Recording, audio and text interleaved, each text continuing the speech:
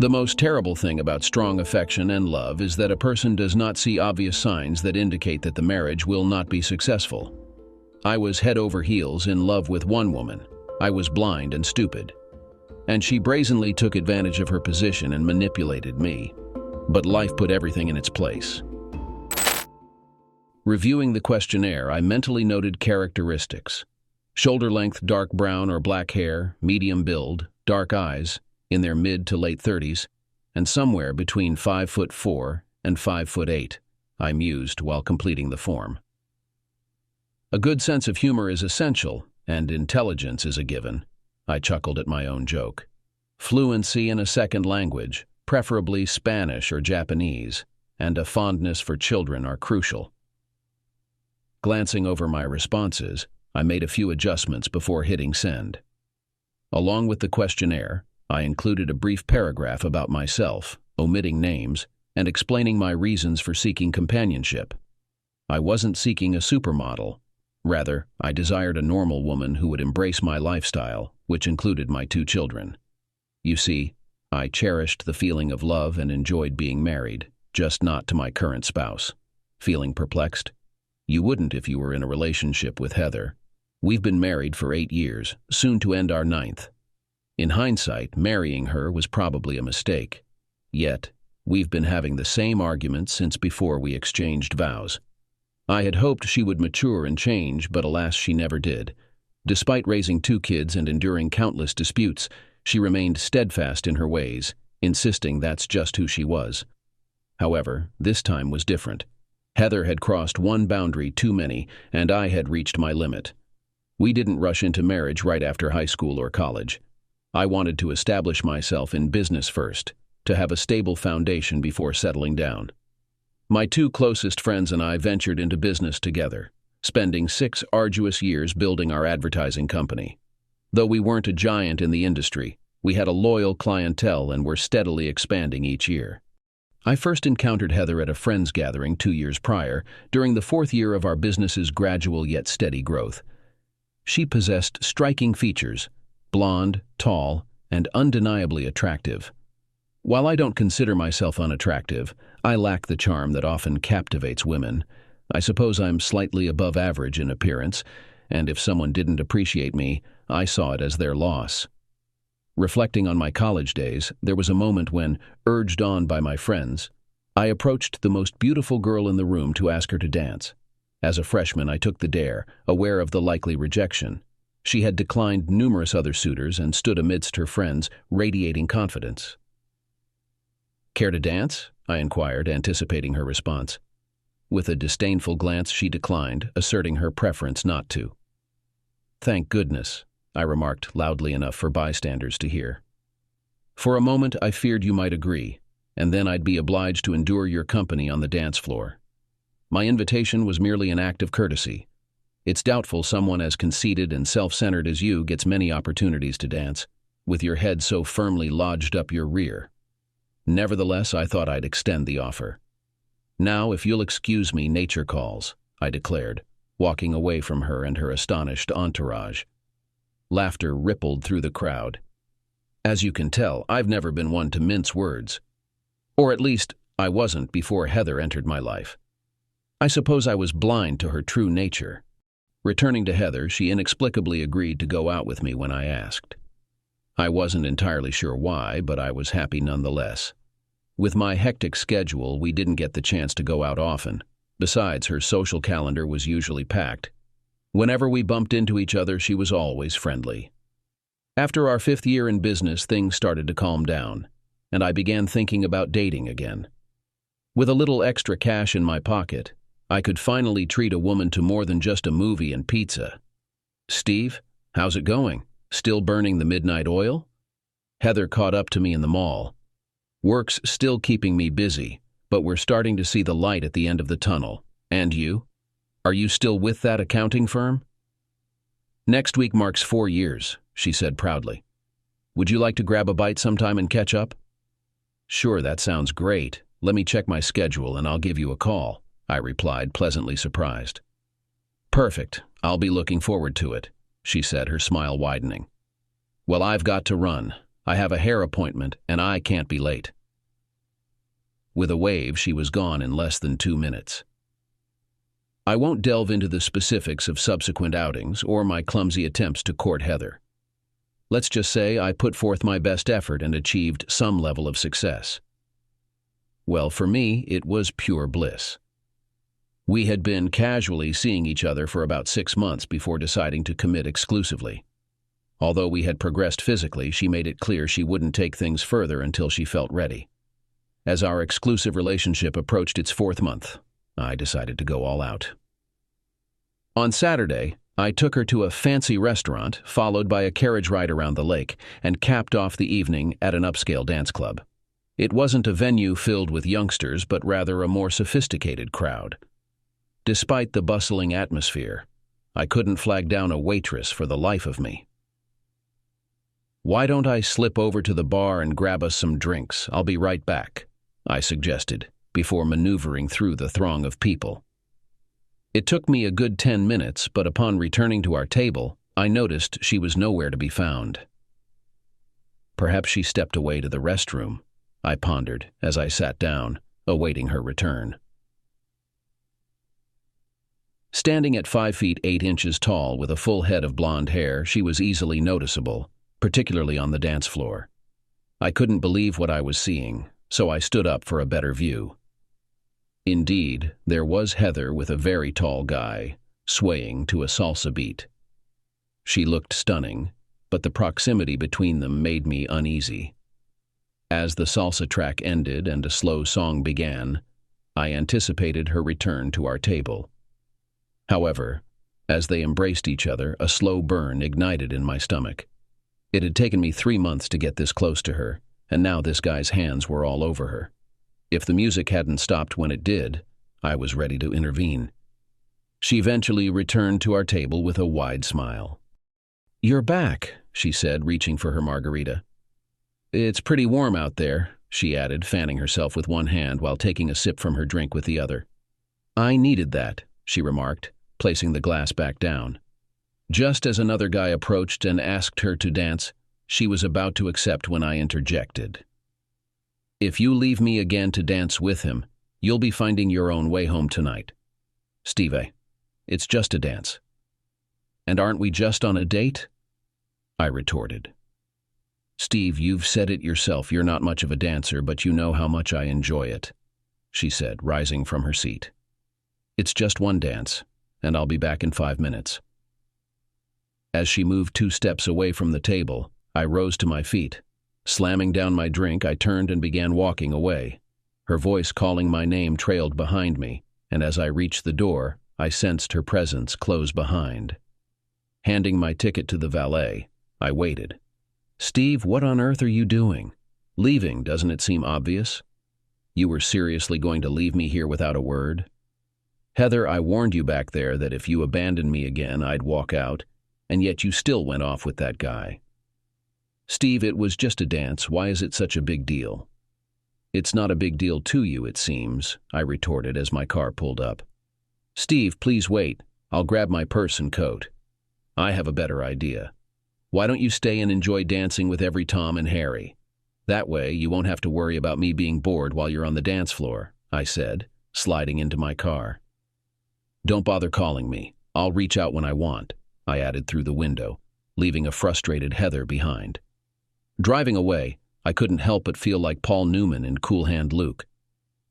"What we have here is a failure to communicate," I recalled him saying before his demise. And that's precisely what Heather and I had. I never called her and she never called me. I went out with other people even though I missed her terribly. But I wasn't going to let myself be taken advantage of or disrespected. If she had asked, I might have been okay with her dancing with someone else to a fast song or two, but never, I repeat, never a slow song. I wasn't going to let anyone get that close to my supposed girlfriend. Sandy and I were having dinner at Tony's on our second date when I heard a familiar voice behind me. I didn't even need to turn around to know who it was. "Evening, Heather," I said without looking. By then, she had moved to the side of our table with her current man. "How have you been?" "Just fine now that I'm not with an insecure man anymore." "Glad to hear it. But sorry for my manners, Heather, this is Sandy. Sandy, meet Heather, a girl I used to see. Steve, we were more than just seeing each other. That's right, until your looks and ego got the best of you. But that's all in the past now, right? Want to introduce us to your current man? Or are you planning to trade up later? I said sarcastically. Get off me, Steve. Yeah, we never got around to that either, did we? But I'm not exactly remorseful. You probably dated other guys since me, and I doubt anything can protect me from what you might have. I grinned at her. With that, she turned away and walked off, her friend hurrying to catch up. What was that all about? Sandy asked. A note for you. Never show yourself on the bad side. Did she get you into something terrible? I'd rather not talk about it. It's in the past, I replied. Bullshit. Steve, the way you two were going at it, it's obvious you're not over each other except to yourselves. From that moment on, the evening went downhill. After dinner, we had a little cuddle on her couch, but I didn't really like it. My mind was full of different thoughts. Steve, when you're done with her, maybe we can give it another shot. Or maybe not. I'm not used to being second best, and I don't like it, Sandy said. She was right. There was still something there. I muttered something about calling her, but we both knew it wasn't going to happen. I got one more kiss and then I was out of there, driving aimlessly in my car. The following week and a half proved to be challenging. We were behind schedule on 2 projects with 3 more in the pipeline. When Ken urged me to get my act together, I understood exactly what he meant. I can't stop thinking about Heather. Steve, listen, give her a call, wine and dine her, and sort things out. We need you fully focused to finish the rest of the projects on time. So, if you don't mind, let's get back to work. Ken and Andy, my other partner, had it easy. They both had supportive fiancés who understood their round-the-clock dedication to work. Heather, on the other hand, would only complain if she wasn't the center of attention. But Sandy had been right. I still had feelings for her. I opted for sending her an email instead of calling. I asked if she was available on Saturday and expressed my desire to talk. When she responded, asking if dinner was included, I knew she'd be there regardless. I felt relieved, and so did Ken and Andy once I completed my project and assisted them with theirs. As equal partners, we had tightly structured bylaws for the corporation. None of us could sell our shares without the other's approval. Majority ruled in all decisions. Each of us had our own expertise. Ken excelled in sales, Andy in graphic design, and I could handle slogans and overall project management, ensuring profitability. We made a formidable team. Steve, what are we even doing here? Heather asked as soon as we finished placing our orders. Just 2 old friends enjoying a nice dinner together, that's all. Sure, and what's with the email? Were you too scared to call? Worried I'd reject you and bruise your fragile ego again? With that, I stood up. I suppose you're right. It was foolish of me to expect you've changed. I placed my napkin back on the table and prepared to leave. You'll always be self-centered. You never consider anyone but yourself. Sit down, it was just a dumb joke. Can't a girl crack a joke to lighten the mood? If it was a joke, it wasn't funny. But before we get into anything, there are some things I need to say. Can we at least wait until after dinner for your terms and conditions? I'm starving, and if things get heated, I don't want to miss this meal. Let's have some drinks, a peaceful dinner, and then we can hash things out later. She said this with a smile that could thaw the iciest heart. All right, a truce until dessert then. Who said I was giving you dessert?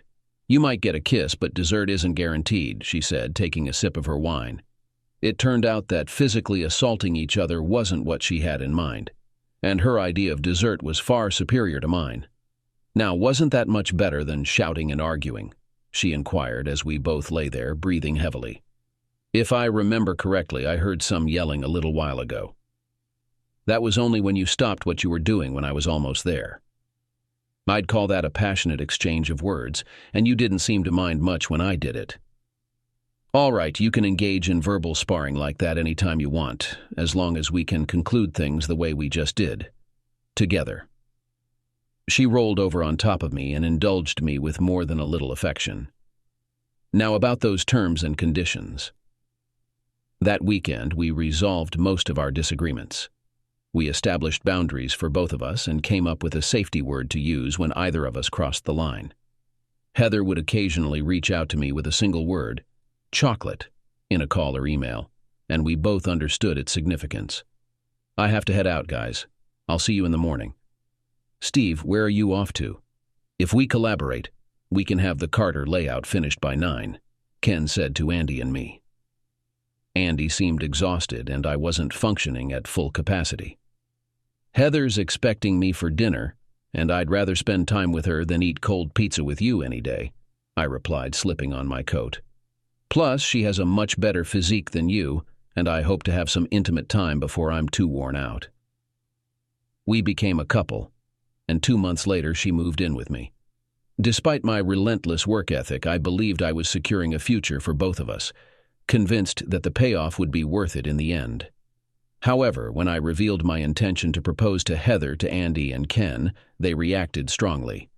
I've got nothing against Heather, and I know you're head over heels for her, but have you considered the worst-case scenario? Andy cautioned. I shot him a stern glance. Steve, just hear me out. If things go south after marriage, she could legally claim half of your assets, even the business we've worked so hard to build. We can't afford for some ex to swoop in and stir up trouble. All I'm suggesting is consulting our lawyer and getting his perspective. If you're comfortable with his advice, then go ahead with our full support. You guys really need to unwind. You're burning yourselves out. Speaking of which, what about Anne and Linda? Have you discussed a prenuptial agreement with them? They assured me their fiancés were on board, and if I doubted them, I could verify. Guys, it just feels so cold and impersonal, and I can already anticipate arguments. Steve, isn't it better to address everything up front before popping the question? Delaying it might make her think you're uncertain. Get her agreement now and then propose. That way, you're protected, and it's a non-issue going forward. You'll rest easier knowing you're covered, Andy advised. But he was wrong. I slept worse, especially with Heather's presence beside me. Okay, I'll admit it. I was weak when it came to Heather. I had been in control with every other girl I'd dated, but with her, I was a puddle of mush. A week later, after a hearty dinner and bedtime moments, I touched on this topic as it seemed to me in a delicate manner. Darling, can I talk to you about something? I initiated our conversation. Of course, honey. Anything, she replied, nestling closer to me. Do you have faith in me? I mean, do you believe I would ever intentionally harm you? I certainly hope not. Why do you ask? You haven't done something reckless, have you? Now she sat up, regarding me intently. No, I haven't done anything. I've just been reflecting on our relationship and our future. That's all. Sweetheart, I think about us every day and how content I am. You know I've dedicated myself to building my business. I see it as our safety net, for our future. You work too tirelessly, and your colleagues don't seem to fully recognize your efforts, she replied, making what I needed to discuss even more challenging. We each bring our own expertise and we collaborate to achieve our goals. It's always been our approach. However, when we established the company, we implemented certain bylaws that prevent anyone else from acquiring shares. This ensures that only the three of us will ever own the company. What if one of you decides to leave or if one of you passes away? In that case, the remaining two will buy out the third person's share of the company, and it remains with the original owners. Steve, how does this relate to us? Well, I'm getting to that, I whispered, feeling sweat trickle down my neck and face. Would you be against signing a prenuptial agreement? I managed to ask hesitantly, bracing for a reaction. So, you're proposing to marry me, but you want me to waive my rights to everything. So when you're done with me, you can just throw me away like garbage. Is that it? Heather rose from the bed, her face flushed even in the dim light of the room. I began counting down from 5 when she erupted. You despicable piece of trash, who do you think you are? Listen, honey, let me clarify, I tried to say before I heard a loud sound. The last thing I saw was her coming out through the broken door. It ended badly. She disappeared for 3 days. I tried to call her at the workplace, but she ignored my calls. "Thanks, guys," I informed my colleagues on the second day. "Heather left me because I brought up that blasted prenuptial agreement, and now she won't even communicate with me. Is there anything else you want me to relay to her? I'm sure you two can come up with a few more things to further infuriate her with me, if that's even possible." "Steve, I'm sorry, but how would you feel if she left you and you lost half of what you've worked so hard to build?" I suppose they were right. It just didn't make it any easier to accept. When I returned home that night, she was waiting for me. "Do I appear to you as someone solely driven by money? Do you believe that the only reason I'm with you is because of your wealth?" "Well, do you?" she yelled, her tone accusatory. "Babe, I apologize for the other night, and no, I don't believe that. It's just that, if we were to get together and it didn't work out," and I began, but she interrupted me once again. "So you're essentially asking for everything while leaving me with nothing, is that it? You can go out and fool around and abandon me if I dare to voice my concerns?" "Heather, I would never betray your trust." "Oh, I see now. You suspect it's me who would betray you. That's what this is all about. Well, I'm glad I discovered your true thoughts about me before it was too late. You truly are a pitiful creature, aren't you?" With that, she turned her back on me.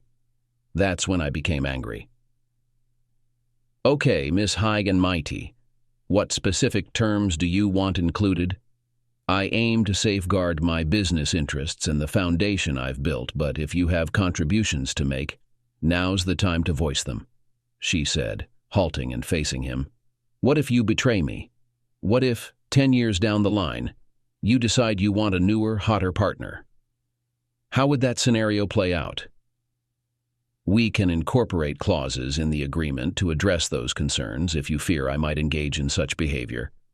I dislike this as much as you do, but if everything is clearly outlined, at least we'll understand the repercussions if either of us strays." "So, essentially, you doubt our longevity. Is that your implication?" "Heather, that's not my intention. I adore you endlessly and hopefully will never require it. But it provides protection for both of us if the situation arises. So, if you betray me, I get whatever I want. The same goes for me if you do." She paused, her mind visibly working through the possibilities. "I'm not thrilled about it, but I see the logic behind the decision. It feels like we're drafting a detached marriage agreement with clauses and conditions." "Well, at least there's a silver lining in all of this," she said, winking at me. "What was that all about?" I asked. "Well, at least now I know you're serious about marrying me," she replied, her frown turning into a smile. "Steve, I trust you wouldn't betray me, at least not outside of the bedroom. So, if signing some absurd prenup is what it takes to have you forever, then so be it. Let's just get it done and go back to how things were before you start having second thoughts."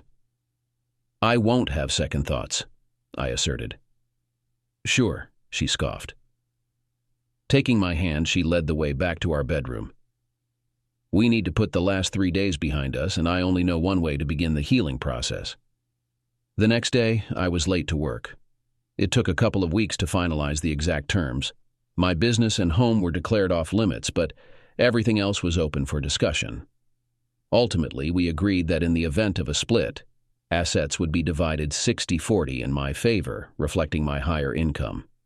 However, if either of us cheated, the guilty party would forfeit up to $25,000, with the remainder going to the injured party. The definition of cheating was meticulously outlined to encompass not only physical infidelity, but also emotional betrayal and public humiliation. I even included potential impacts on my business. Overall, the agreement was comprehensive, detailed, and, most importantly, finalized. We both signed it, and after notarization, the lawyer retained a copy while another went into our bank's safety deposit box, hopefully to be forgotten. That evening, we went out to dinner to celebrate. The relief was palpable. It felt like a burden had been lifted. As I sat there gazing at her, I couldn't help but reflect on how much I cherished her and how narrowly I had escaped losing her. "Are you happy?" I inquired. "Absolutely," she replied, reaching for my hands. "You know I love you, right? And you know I'm head over heels for you too, don't you?" I responded, our gazes locked in affection. Shall we skip dinner and head home? No way, cowboy, I'm famished and craving a juicy steak tonight, she said, eyeing me. And perhaps dinner as well. What if I proposed to you right now? You already did, remember. I thought with our discussion about the prenup settled, it was a done deal. But I never actually verbalized it. All right, Steve, let's hear those words. She set down her wineglass and crossed her arms. Here. Now? Why not here? It'll be a memorable moment with plenty of witnesses. She chuckled nervously. I knew she was playfully teasing me, aware that I wouldn't dare do it in a crowded venue like a bustling restaurant.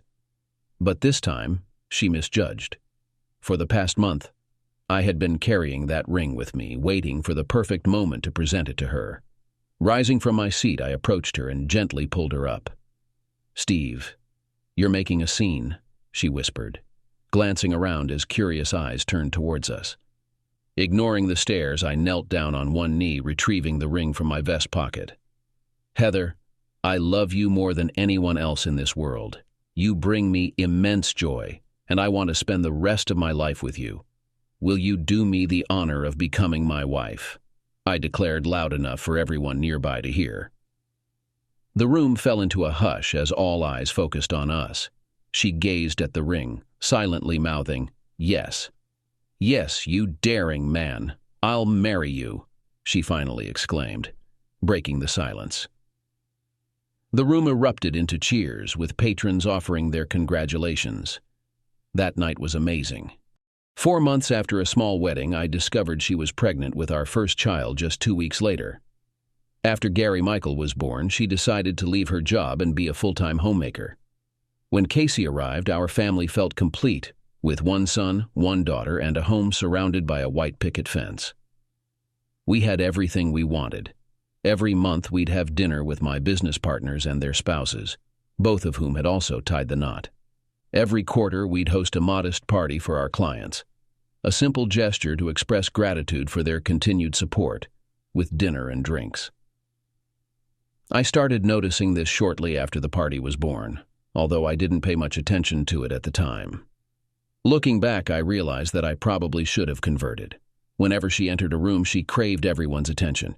She began to dress in such a way as to attract everyone's attention. It wasn't so open at first, but gradually she became bolder, especially before Casey got pregnant. After Casey was born, this behavior stopped for a while because she spent too much time dressing our daughter in the most different outfits she could find. To me, Casey was my little angel, but to Heather it was like she was a doll that needed to be decorated. Our first major disagreement occurred at our quarterly gathering, shortly after our 6th anniversary. While I was busy working the floor with my partners, Heather was also occupied on the floor, albeit for entirely different reasons. I don't believe she was intoxicated, perhaps just slightly tipsy. However, she was becoming overly friendly with some of the men present. While she's always enjoyed dancing and is quite skilled at it, her behavior on the dance floor was undeniably suggestive. What made it worse was that I wasn't the only one who noticed. It was Anne, one of my partner's wives. Steve, do you think Heather is drunk? I don't think so. Why do you ask? She simply turned me around and gestured toward the dance floor. The only way to describe what she was doing was akin to dry humping her partner right there on the dance floor. What made it even more concerning was that I had no idea who the guy was. When the song ended, I confronted her. Grabbing her by the arm, I demanded to know what on earth she thought she was doing. Steve, I'm dancing with the son of your oldest client. He invited me to dance, and I agreed. What's the matter? The problem is that I'm uncomfortable when my wife is dancing in such an environment with another guy on the dance floor. That's the problem. A lot of young people dance like that these days, but it doesn't really matter. It matters a lot to me, and you are no longer young. You are a married woman with 2 children. Steve, I may be older and have children, but I'm still alive, she replied. I'm not forbidding you to have a good time, but I don't want my business partners to see me letting my wife do such things. Think about what our other customers might think. They're probably thinking how lucky you are to have such an attractive wife, she said, trying to lighten the mood. Not this company, Heather. They're old-fashioned and wouldn't say anything even if they were unhappy. But understand, they will terminate the contract if they suspect any violations affecting their business. Okay, I'll keep my voice down. But you really need to relax. The journey back was lengthy. We found ourselves in disagreement regarding the appropriate conduct expected from the spouse of one of the proprietors. I voiced my opinion, but she merely shrugged it off with a roll of her eyes. From there, things deteriorated. 2 months later, at a charity auction, she wore a skirt I deemed too short. I expressed my disapproval, but Heather insisted she wouldn't change. "Steve, if you don't like how I'm dressed, just go without me," she retorted. "You know I can't do that." They're anticipating both of us, I conceded reluctantly. And we went, much to my chagrin. That evening, she made a deliberate effort to mingle with the crowd, despite my attempts to keep her at arm's length. We danced to more than half the songs, and during a slow one, it felt like she nestled into my embrace. "Babe, why don't we leave and head home? I'm feeling incredibly aroused, especially after that last dance," she whispered suggestively into my ear. "I'd love to, but let's hold off for now. We still need to stay for the auction. This is a business dinner, not a social gathering," I reasoned with her. Heather was doing fine until the auction began. We had successfully bid on a few items useful for my work. As we were preparing to leave, they started auctioning off a date with one of the attractive single guys. I briefly lost sight of Heather for less than 30 seconds, only to discover that she and another woman were vigorously bidding for that guy. "What on earth are you doing? Have you completely lost your mind?" I whispered angrily through gritted teeth, attempting to maintain a smile. "Just raising the price," she responded. "Now think about what you're doing, if that's even possible. My married wife is bidding on a date with a single guy. Everyone in the room knows who we are, and it gives the impression that I'm either okay with it or that you couldn't care less about our marriage. Either way, you've thoroughly embarrassed me. So grab your purse, smile politely at everyone because we're leaving before you do any more damage to my reputation. Is that clear? You don't have to treat me or talk to me like a child." "Darling, if I don't spell it out, your tiny mind can't grasp what I'm saying," I said, maintaining that forced smile. We finally exited the building. The argument escalated in the car, and it was intense. "Steve, I'm not stupid. I have an MBA and a degree in accounting," she retorted. "Then maybe engage that brain of yours more often. You know what they say, if you don't use it, you lose it," I shot back. "Keep it up, and I know something you won't have access to for a very long time." Is that supposed to be a threat? Not a threat, a promise. There was venom in her words. We were both furious, neither willing to budge or concede our point. It goes without saying that I didn't get any intimacy that night or the next, for that matter. "I heard your wife was thinking about buying a stallion," Andy said, trying to lighten the mood. "Buying office supplies is one thing, but if she went for it, you'd have to pay the bills out of your pocket." Seeing that I wasn't laughing, he quickly added, "Steve, it was just a joke. It's not funny now, and it certainly wasn't funny last night. So let's just drop the subject, okay?" "Of course, no problem. I just thought—" I cut him off. "Look, I've already had to deal with one woman who doesn't think before she says or does something stupid. I don't have to worry about you either. Let's just focus on the job." Not the best way to start a Monday morning. Thankfully, I had a busy workload, allowing me to close my door and focus without interruptions. The atmosphere at home was cold, and if it weren't for our 2 kids, I'd likely spend less time there. Despite sharing a bed, it felt like there was a massive barrier between us. Touching felt as though we'd been struck with a hot fireplace poker. "Are you finished sulking?" Heather asked me one Friday evening after dinner. "If not, I'm heading out. I've had enough frostbite since last Saturday." "You still don't understand, do you?" I replied, looking at her. "And I'm afraid you never will." Sadly, acknowledging this, I shook my head and walked away. "Please, talk to me. Don't just walk away, or I'll leave." Was she attempting to threaten me? "Fine, do as you wish." I should have kept her on a tighter leash. Perhaps then I could have exerted more control over her. But no, That wouldn't have made a difference, especially with her. I'm leaving, don't bother waiting. With those words, she sauntered out wearing a short black leather skirt that left little to the imagination and a white bustier slashed down to her navel. Where should I send your things after you leave? I called after her. She shot me a glance and walked out without a word. I contemplated getting heavily intoxicated but decided against it. My marriage was deteriorating rapidly. It seemed like she no longer cared. Despite being a lousy wife, Heather was an excellent mother, and that's one of the few reasons I tolerated her indifferent behavior. She returned home shortly before 1 o'clock in the morning. Pretending to be asleep, I avoided talking to her tonight. I heard the noise of the shower, the hum of an electric toothbrush, and finally noticed that the light had gone out. Slipping into our bed, she went to her usual side and settled down next to me. Suddenly, she started kissing the back of my head.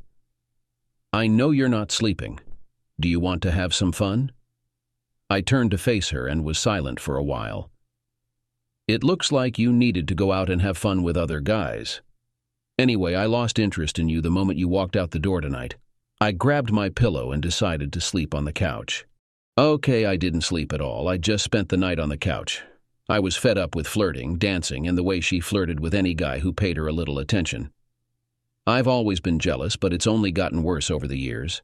She was my wife, and no one else's. When she married me, it meant that she belonged to me and I belonged to her. I couldn't trust her anymore. If she behaved like that to me, I was scared to think how she behaved when I wasn't around. Around 7 in the morning, I glanced up and saw her. She was standing there in her bathrobe, leaning against the doorframe with her arms crossed. We need to have a conversation, she began. I want you to know that last night, I didn't do anything with anyone else. I had a few drinks, danced with a few guys, and then came back home. That's it. I didn't kiss anyone, let anyone touch me inappropriately, or go to bed with anyone. You have to believe me. Her tone conveyed desperation. Why should I trust you? I've observed how you behave around our friends. I can only imagine what you're like around strangers. I just don't want to argue about it anymore. You can live your life and I'll live mine. We'll intersect occasionally and life will move forward. This way I won't have to worry about you embarrassing me again. You're giving up on us? On our marriage? She shouted. What marriage? For too long I've felt more like your keeper than your husband. It's like a father trying to protect his daughter's innocence. He tries his best, but ultimately it's up to her to preserve it or give it away. You gave away our marriage. You're such an asshole, Steve. I didn't give anything away. That's right, you didn't. But you made me pay with my self-respect and the love I once had for you time and time again. But not anymore. I have nothing left to give. Come upstairs and I'll make you feel good like I used to. You're still not understanding me, are you? I'm done. It's over. She stormed off, muttering something under her breath. I believed I could maintain a coexistence with her while living separately for the sake of our children. But I was mistaken. She made every effort to pique my interest, and although my body nearly gave in a couple of times, my mind remained steadfast. I never mentioned the quarterly party on Sunday to her, yet somehow she found out. I had anticipated a peaceful evening with a few close friends. The past few gatherings had been challenging, but tonight I wouldn't have to divide my attention between Heather and my guests. Is your wife joining us tonight? Ken inquired as we leaned against the bar. No, didn't inform her about it, I replied. Well, I guess we won't have any surprises then, he quipped, attempting to lighten the mood, though it fell flat. The party was in full swing and we had just sat down for dinner when I glimpsed her out of the corner of my eye. Her dress was provocatively low-cut in front and slit far too high on the side. I was almost late, darling, Heather said, kissing me on the cheek. She sat down on an empty chair, wedging herself between me and the man on my right. I glanced at her, and she truly looked stunning in what appeared to be a new dress. It accentuated her figure perfectly. Linda mentioned the party to me. Perhaps it slipped your mind, she said, her gaze fixed on me. Softly, she whispered, You wouldn't want anyone to suspect trouble in paradise, would you? She flashed a smile at the couple sitting across from us. I thought your wife wasn't attending, Andy reminded me. You can thank your wife for her presence here. I replied, feeling repulsed. Hey, it's not her fault you can't control her, he retorted. I felt the urge to throttle him right then and there, and I think he realized it the moment he spoke. Maybe she'll behave herself tonight. Try to make things right. Heather effortlessly commanded attention in the room, with most men struggling to appear as though they weren't staring at her cleavage, though of course they were. When the band began to play, she calmly approached me and asked for a dance. Why are you here? Haven't you caused enough trouble? Steve, you have two options. We can play the loving couple we truly are, or I can become the most vindictive person you've ever encountered. It's up to you. You're a pretty despicable person, aren't you? Do you really believe that you can manipulate me into loving you again? You've never had any respect for me, and I'm certainly not going to put up with this pretense anymore. With that, I walked away from her, going first to Linda to thank her for telling Heather about the party, and then to the bartender. I handed him $100 bill and gave him instructions. He smiled, and I remained unperturbed, after which I returned to my seat. That evening, Heather was impulsive, consumed drinks like water, and shamelessly flirted with every guy present, regardless of their marital status. The situation worsened when she went out on the dance floor with the brother of one of our clients. Their actions were scandalous. Some couples left, clearly anticipating the consequences of this spectacle and not wanting to stay for the sake of the inevitable drama. David, unless your brother removes his hands from my wife this instant, he's going to find himself in a hospital room for quite a while. Do you understand me? He glanced at me and recognized I wasn't joking. Phil, we're leaving right now, David informed his brother, and they both turned to look at me. Phil stared at Heather as if expressing gratitude for the dance, and without uttering another word, they departed. That concluded the party on what I'd consider a sour note. Ken, Andy, ladies, I'm out, I informed them. I probably won't make it to work tomorrow, and maybe not the day after either. Seems like I've got some personal business to attend to, I added. Steve, maybe if you talk to her, Linda began before I interrupted her. If Andy had witnessed you behaving like that, what do you think he would have done? She had no satisfactory response. I approached the bartender, who handed me the company camera. I slipped him another $50 and headed home. My home. I have no idea what time Heather came home because I didn't hear her. I found her asleep on the sofa in the den as I was leaving. First, I went to the bank and emptied our safety deposit box. Then I visited my attorney and handed over the camera and our prenuptial agreement. I told him I wanted a divorce and to handle it firmly. After that, I spent a couple of hours on the computer rearranging our assets, such as stocks, bonds, and bank accounts. I canceled the credit cards, reopened them in my name only, and even emailed my kids' school to inform them that I was in the process of divorcing Heather so she couldn't take them away without my knowledge. I made sure my attorney had a writ prepared, signed by a judge, stating that I should be notified if Heather tried to take the children out of school. Where have you been all day? I called your workplace and they said you had taken the day off, Heather said, observing my reaction. I'm sorry about last night. I suppose my anger and the alcohol made me act foolishly. I've apologized to Ken, Andy, and their wives, and I've been waiting for you to come home so we could talk. There's no need. As I've said before, I'm finished with you. If I had wanted to marry a promiscuous woman, I would have chosen someone better than you. At least, with a promiscuous woman, I would have known where I stood. But with you, I never truly knew until last night. I had my suspicions, but I never knew the extent of your deceit. Thanks for finally revealing your true colors. Steve, you don't mean that. I'm sorry, we can work through this. I know we can, Heather pleaded, but I simply shook my head. I'm enclosing a check for $10,000 for legal counsel. You'll be served on Thursday, and you'll find that all our previous accounts and credit cards are now closed. You're welcome to stay in the house, but please keep your distance from me. As per our prenuptial agreement, we'll share custody of the children. Since I owned this house before we met, they'll be staying here, at least for now. Let's try to keep this as amicable as possible, especially for the sake of our kids. Don't even consider trying to take them and leave.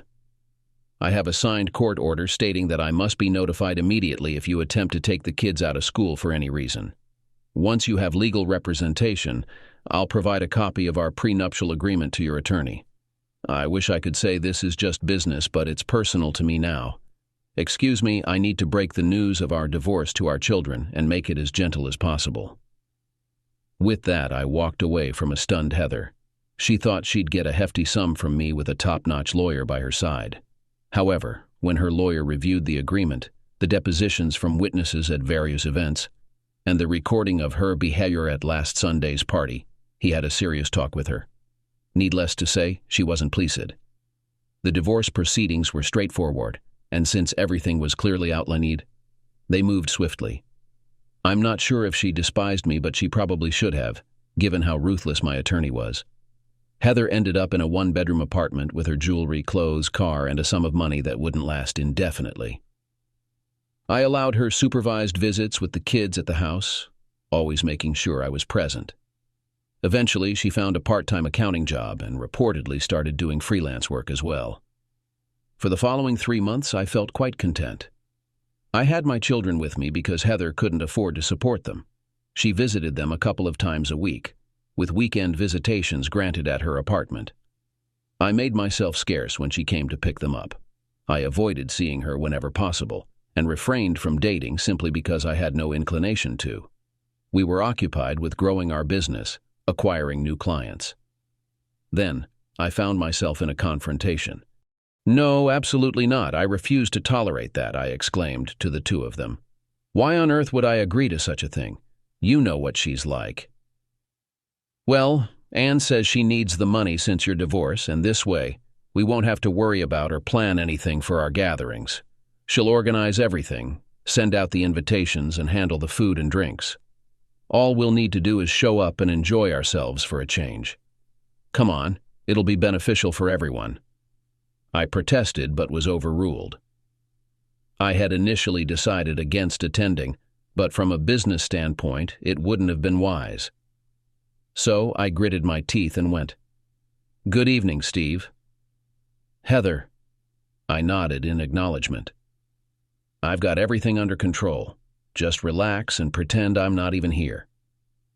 Yeah, right. Turns out I was mistaken. The event went smoothly, and it might have been the most successful party we'd ever hosted. At least that's what our client said. We secured some new business, and Ken and Andy were convinced it was because of the party. We should host these every other month and invite potential clients. We could even set up a meeting room, and they tried to reassure me. This way we might attract even more business. Despite my reservations, I was overruled for the second time. I didn't like where this was heading. So, at Heather's direction, the gatherings continued and grew larger. She took on the role of hostess, openly mingling with our guests. She even formed close relationships with a few of our clients, and if I didn't know any better, I'd suspect there was something more going on behind the scenes. I felt uneasy when my father started inviting women to serve soft drinks. They seemed similar to the escort ladies in both appearance and behavior. When some of them started disappearing upstairs with clients, I felt the need to step in. "Guys, do we have a public place here? At first we could attract a few customers, but our longtime customers will not linger if they feel something questionable. They need to consider their reputation," I expressed my concerns. "Steve, relax. We're experiencing more business than we can handle. Just go with the flow," Ken replied, eyeing one of the girls. "You guys can stay if you want, but I'm leaving. I want no part in this." As I exited the room, Heather approached me. "Leaving already? The party's just starting," she remarked. "Did you ever truly love me, or was it all just an act?" I inquired. "I did love you, but you became too dull for me. I felt like a wild horse wanting to roam free, while you tried to confine me. Just so you know, I didn't cheat on you until after that night. I hoped you would fight for me, but you never did," she confessed. "Be real. Why would I fight for someone who behaved like a tramp and embarrassed me? It seems you're giving our clients more attention than you gave me in the last 6 months of our marriage. If I pay for a service, I expect it to be delivered," I retorted, leaving her speechless and my dignity intact. I stopped attending company events after that incident. "Mr. Collins," I greeted, rising from my desk and offering him a seat. "I wasn't expecting you until tomorrow." Steve, I don't like delaying bad news. I rearranged my schedule to meet with you first thing this morning, he explained. Please have a seat. Can I offer you anything to drink or eat? I offered. No, thank you. I won't be staying long, he declined, crossing his legs. Steve, I respect you, but I regret to inform you that I'm withdrawing my business from your firm. My associates and I are not satisfied with the direction your company is taking, and we can't afford to remain associated if something goes wrong. I'm confused. Is there something we've done wrong? If so, please let us correct the mistake, I pleaded with him. Steve, I've always admired you, and you've never led me astray. But your two partners are steering your company down an uncertain path. Can I ask you something personal? Of course, go ahead, I replied. I noticed you haven't been at the last few parties. Is there a reason for that? That's a bit personal. Is it because your ex-wife introduces woman of easy virtue to your new clients? Steve, one of them even asked me to go upstairs to him. As I mentioned, we are concerned about the direction our company is heading and are exploring other options. Think quickly, my mind screamed. What if I can assure you that within 30 days our company will make a complete turnaround? What if I pledge that if it doesn't, I'll start my own firm?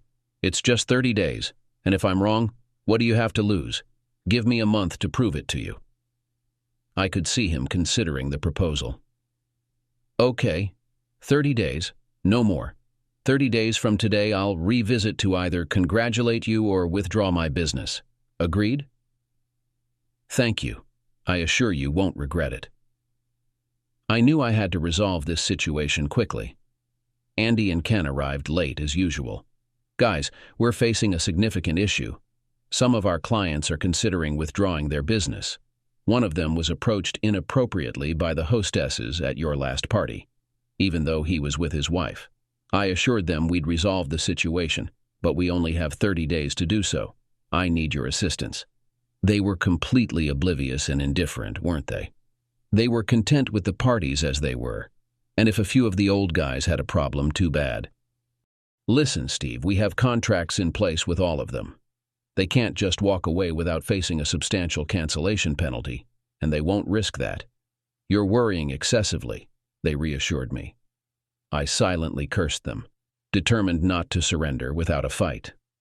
I reached for the phone. I arranged a lunch meeting instead of dinner to keep it discreet. I'm grateful you both could meet me, I greeted Anne and Linda. Why all the secrecy, Steve? Anne inquired. Or should I say we, have a significant problem, I disclosed, recounting my meeting with Mr. Collins and yesterday's conversation with their husbands. If need be, I'll fight this alone. I've put in too much effort to let this business crumble because of an ex-wife and a few unprofessional women. What women? Anne asked, suddenly attentive. Have you attended any parties in the last 6 months? The women who serve drinks and food are actually girls of easy virtue here by Heather? I mentioned. Linda chimed in. She told us they used to be models. I would say they look more like former actresses of a spécial genre. They invite potential clients upstairs to agree to the deal, I continued. Our husbands wouldn't have agreed to this, they both insisted. Are you considering going to the party on Saturday? I inquired. Not really, they've turned into more like college frat parties than business gatherings, and Anne replied, glancing at Linda for confirmation. Now, here's a personal question. When you both signed your prenups, were they similar to mine and Heather's? Steve, after seeing what Heather agreed to, we told our husbands there was no way we were signing one, and we didn't. I was taken aback. You didn't sign anything? Just our marriage license, Linda said, smiling. My mind raced. Can we meet at my place on Sunday around 10:30? Why? Anne asked. I want to demonstrate to you what truly occurs at those parties. I have a friend who will record the events, and we can view it together. Steve? Isn't that a bit sneaky? Anne said, growing uncomfortable. Look, the question is, do you trust your husbands? I just want to put an end to what I suspect is happening, that's all. I'm sorry if I don't sound overly sympathetic or concerned about Andy or Ken. This is not only about me, but also about our livelihood, I suppose. Well, I'm going to do it regardless of your approval. I just wanted to inform you both beforehand. You can warn your husbands or let it go. It's up to you." "Steve, you wouldn't really do this alone, would you?" Linda asked me, sounding more than a little worried. "I wouldn't prefer to, but if necessary, I will. Let's reserve judgment until Sunday. Maybe they'll have a change of heart after our conversation, and if not, well, so be it." None of us had much of an appetite for lunch. Since our company was covering the expenses, the hotel had no issue allowing my associate in early Saturday morning. I instructed him to capture both video and audio in the dining room and the hospitality rooms. "John, when everyone departs on Saturday night, retrieve all the cameras and give me the CDs. I don't want any lingering evidence that could cause problems later, understood?" At least now I could confirm what I had heard or prove to my clients that they were mistaken, though I doubted it. John delivered everything just after 2 o'clock the following morning. Cameras, CDs, and microphones, all accounted for. With a check for $700 in his pocket, he departed, and I went to bed. I considered peeking at one of the CDs, but decided it was better to get a good night's sleep, as there was no telling what might happen next. Anne and Linda came to my house together, carrying a bag of donuts and coffee from Starbucks, which made breakfast unnecessary. "Have you watched the CD yet?" Anne asked, pouring herself a cup of coffee and taking a donut. "Not yet, but I've already put it in the DVD player," I replied. "Well then, let's see what it is," Linda muttered, finishing her donut. At first, the content seemed pretty harmless. "Maybe I was wrong," I remarked to both of them. However, my perception changed when Heather looked around and nonchalantly left the room. I quickly switched to another DVD just in time to see her enter the next room and lock the door. Then the door swung open, and Ken came in. It was obvious that he hadn't come for drinks or snacks. "No, please no," Anne begged, watching her husband's actions. At that moment, Anne and I realized that we had seen enough. Anne's anger was obvious, and I couldn't help but feel relieved that I wasn't in his shoes at the time. We skipped most of the process, assuming Ken was the only one behaving badly, until Andy entered one of the rooms with a woman. Linda, his wife, angrily threw a cup of coffee at the TV screen. "Steve, I'm incredibly sorry. I would like to punish him in the most cruel way," she exclaimed. That evening, Heather chatted with 2 other men, surprising both women with her promiscuity. And to think that we felt so sorry for her that we convinced our husbands to hire her to participate in these parties. "We apologize again, Steve." Apologies seemed to abound. "Don't worry, you couldn't have known. And to tell you the truth, I didn't know either. But now I know. If you don't want to look any further, I'd like to turn off this garbage." I pressed the stop button. "When I get home, he's finished," Anne fumed. "I don't even want to see my husband," Linda screamed. "I'm going to call and demand that he pack his things and leave." I let them talk for a few more minutes before I intervened. "Ladies," I said to them, as the 2 furious women turned to me, "like it or not, we still depend on them." "For what?" Anne retorted. "For their work. They are both highly qualified in their professions when they are at work. Right now, if we want our company to survive, we will need their help." Both women reluctantly sat down, still not calming down. "I have a proposal for both of you that will allow you to take revenge on your husbands and still keep the company intact." I have their full attention. Over the next 2 hours, I outlined my plan. While they weren't entirely pleased with all aspects of it, they agreed to most of my suggestions. I promptly contacted our company attorney, and within 3 hours, our agreement was signed, sealed, and notarized. "Please refrain from taking any drastic actions until the paperwork is officially filed with the court on Monday morning," I urged them. "By Tuesday, we'll be in a stronger position, and what you choose to do then is up to you." And truly, I was indifferent. My former best friends had betrayed me, particularly Ken, and they would face consequences one way or another. Monday unfolded like any other typical Monday, with a plethora of tasks to tackle. Following our morning meeting, I retreated to my office, closed the door, and dialed my ex-wife. "Heather, I need to meet with you tonight at the house. The kids are with my mom, so we'll have privacy." "Steve, should I dress a certain way?" she teased in her sultriest tone. "Nope, Wear whatever you like. You rascal. I knew you couldn't resist me. I'll be there at 7, darling. Perhaps I shouldn't have engaged, but I couldn't resist. I wouldn't touch her with Ken's, well, you know, I mused to myself, feeling obligated to inform her since she was the mother of my children, though thankfully no longer my wife. I had the front door unlocked, and right before 7 she entered, draped in a long coat.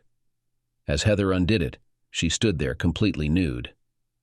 I thought this would save us the hassle of dealing with clothes, at least from my side, she remarked, letting her coat fall. I passed her a glass of wine and we toasted. To what was once a great marriage, I said, finishing my drink while Heather looked confused. Please take a seat, because you'll want to hear what I'm about to say. Steve, let's table this conversation for later. Right now we need to focus on reconnecting with each other, she said while adjusting herself. Did you give the same excuse to Ken and the other guys from last Saturday's party? I asked, switching on the DVD player. I fast-forwarded to the scene where she and Ken were together, cranking up the volume. Please, turn it off, she yelled over the noise. It was a mistake. He threatened to cut me off if I didn't comply. I felt trapped. And what about the other guys? She couldn't come up with an answer. The parties are done as of last Saturday. No more parties, no more casual encounters, no more Ken and Andy. But they still owe me from Saturday. I took out a stack of cash. I've calculated $300 per encounter. This should cover you and the others. I handed her the money. If I were a jerk, I'd hand this tape over to the authorities, but you're still the mother of our kids and I won't subject them to seeing you in jail. Steve, I'm sorry, I needed money to make ends meet. It seems you'll need to find another means to support yourself other than relying on your relationship with me. I won't fund your lifestyle using money from my company any longer. Tomorrow, Andy and Ken will face consequences, and it won't be pleasant. I advise you to leave town for a while, perhaps visit your mother out of state until things settle down. I won't prevent you from seeing the kids, but I won't hide the truth about your actions either. That's for you to reconcile with your conscience. However, until you get your life in order, you can only see them at this house, and you can't take them out alone, especially not for overnight visits. Is that clear? I never brought anyone around when I had the kids. Do you really think I'm that foolish? I simply stared at her. I regret that things have come to this. I believed we had a decent marriage, but evidently, you desired more than I could offer. We discussed our plans for the future, and within an hour, she left. She gave me a kiss on the cheek and offered to help relieve my stress if needed, though I knew I wouldn't take her up on that offer as long as I had my own means. Anne divorced Ken, and for some reason Linda decided to give things a try with Andy, though I wouldn't envy his position. You see, each of the women received 50% of their husband's stock in our company. With that, Linda, Anne, and I now hold a controlling interest in the company. Andy and Ken were informed that they could keep their jobs but would only be compensated based on their contributions moving forward. They weren't pleased with this arrangement, but obligations like child support and potential divorces kept them working.